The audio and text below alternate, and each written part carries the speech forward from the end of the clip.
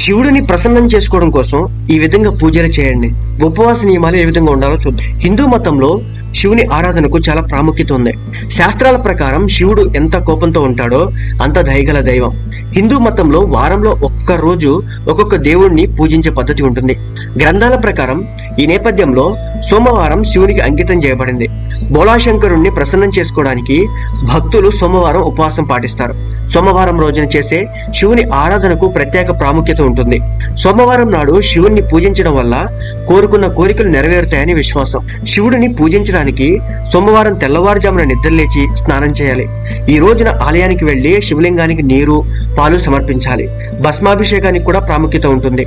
సోమవారం ఉపవాస నియమాల విషయానికి వస్తే సోమవారం తప్పనిసరిగా శివుడిని, పార్వతీదేవిని పూజించాలి.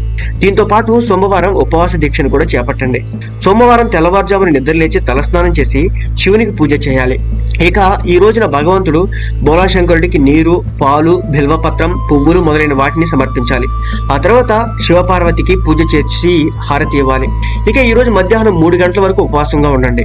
వాస్తవానికి సోమవారం ఉపవాసం సమయంలో పండ్లు తినకూడదు అనే ప్రత్యేక నియమం అయితే ఏమీ లేదు. 3 గంటల తర్వాత మాత్రమే భోజనం చేస్తారు.